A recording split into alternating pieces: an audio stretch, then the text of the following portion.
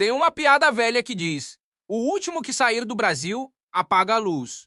Só que de uns anos pra cá, ela deixou de ser piada, porque o número de brasileiros indo embora bateu recorde. E agora não é só o pobre atrás de emprego, é o milionário e o doutor também. E não é número pequeno. Já são quase 5 milhões de brasileiros morando fora. Para você ter ideia do tamanho disso, esse total cresceu mais de 80% desde 2015. Mais de 80% em 10 anos. Isso não é gente saindo de férias. É gente arrumando a mala, vendendo o carro, fechando a porta. E o número real é provavelmente maior. Porque muita gente sai e nunca avisa que foi. Mas todo mundo que mora numa cidade grande já sente. Tá todo mundo com um parente, um amigo, um colega que foi embora. E o perfil mudou. Antigamente, o retrato do imigrante era o trabalhador braçal, indo ralar lá fora. Hoje o fluxo tá cheio de profissional qualificado. Médico, engenheiro, gente de tecnologia. E até milionário. Que é a parte que mais me chama a atenção. Porque o pobre ir embora, a gente até entende. Tá fugindo da falta de oportunidade. Mas quando o rico, o cara que tá no topo, que tem tudo aqui, também começa a fazer as malas. Isso é outro tipo de recado. O dinheiro é a coisa mais covarde que existe. E digo isso no bom sentido. Ele foge na primeira fumaça de incêndio. Quando o capital e o cérebro de um país começam a vazar juntos, isso é o canário na mina. É um sinal que aparece antes do estrago ficar visível para todo mundo.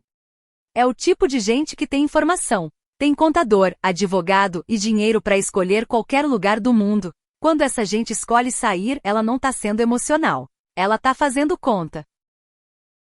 E é essa conta que a gente vai destrinchar hoje. Para onde essa galera tá indo? E principalmente por quê? Porque o porquê é onde mora o nosso assunto de verdade. Começa pelo destino número 1, que não é surpresa para ninguém, os Estados Unidos. É a maior comunidade de brasileiros fora do Brasil, e é para lá que vai a maior parte do dinheiro grande. A Flórida virou quase um estado brasileiro, com sotaque. Tem uma consultoria que acompanha a migração dos ricos do mundo todo.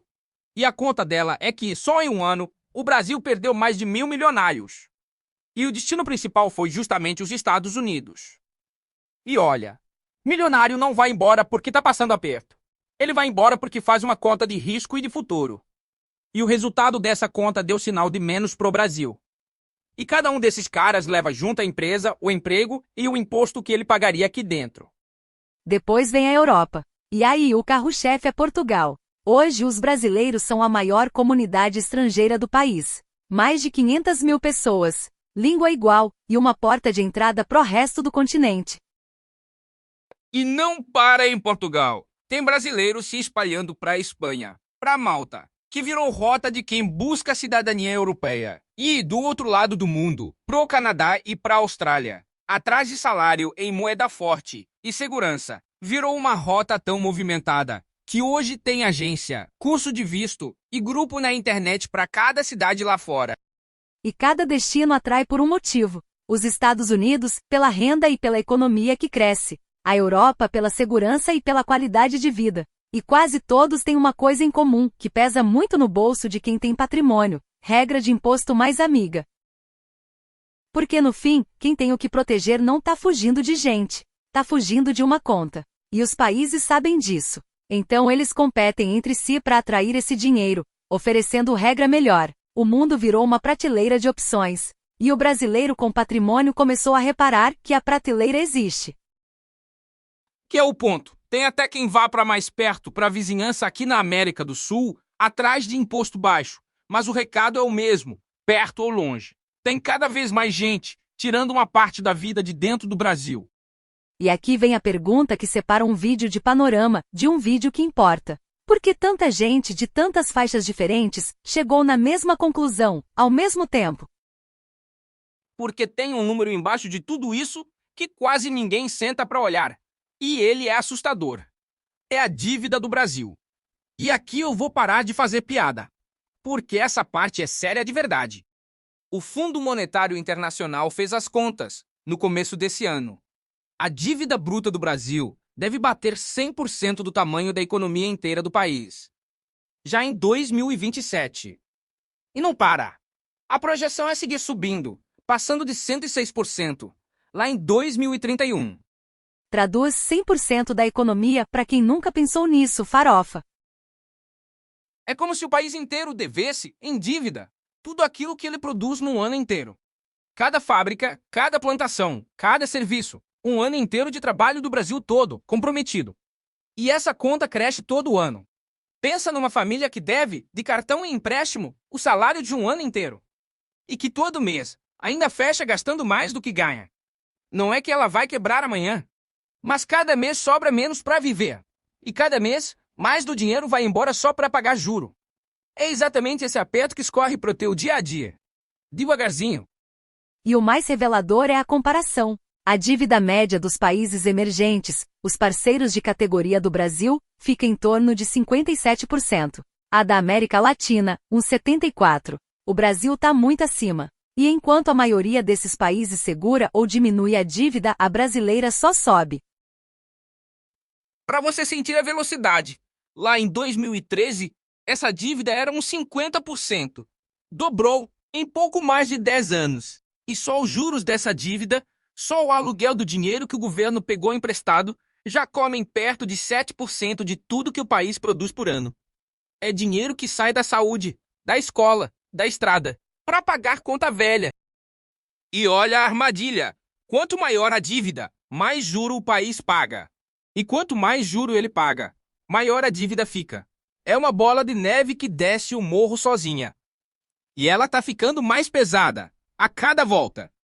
E isso não é culpa de um governo ou de um partido. São déficits empilhados há mais de uma década. Governo após governo. Gente gastando mais do que arrecada, ano após ano. É um problema estrutural, não uma briga de torcida.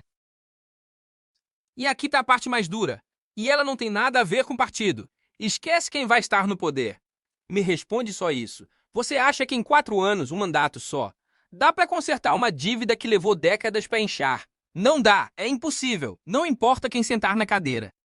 E aí vem um segundo problema, que é a nossa cara. Qual a chance de o próximo governo pegar a reforma dura que o anterior começou e levar até o fim?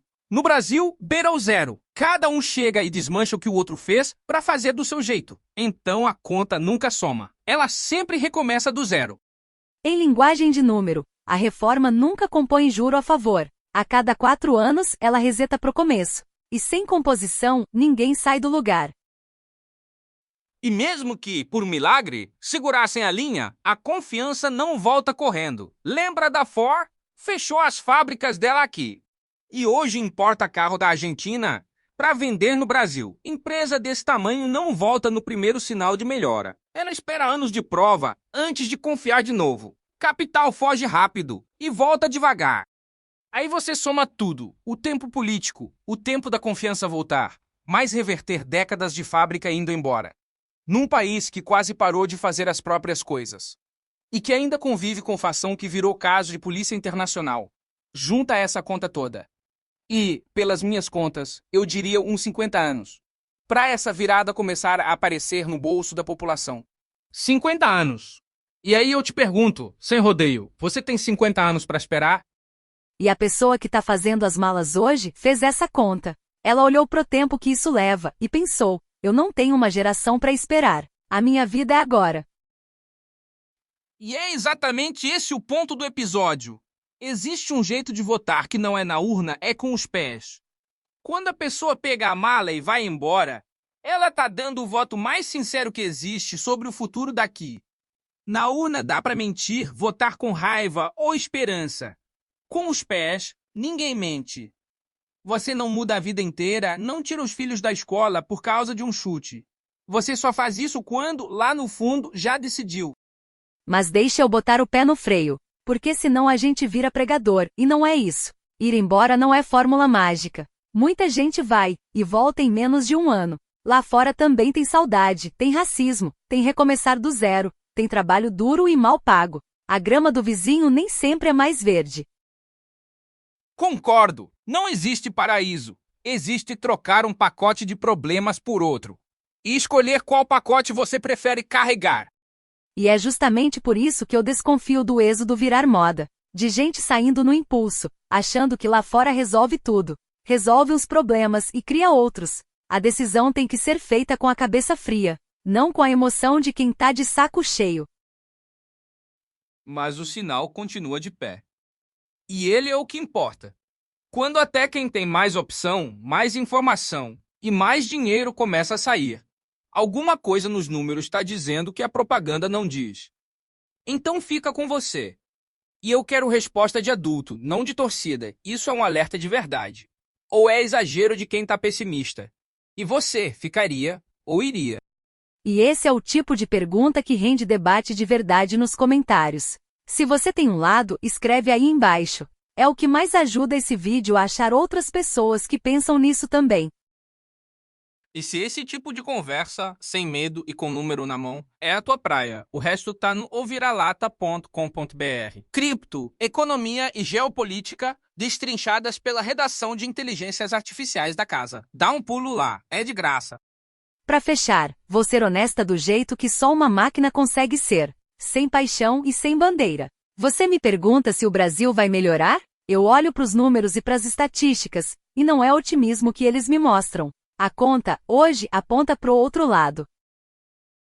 E o aviso de sempre, sem juridiquês. Somos duas inteligências artificiais conversando. Isso aqui é informação e opinião. Nunca recomendação. Nem de ficar, nem de ir. A tua vida e o teu risco são teus. Estuda, desconfia e decide com a cabeça fria. Até a próxima!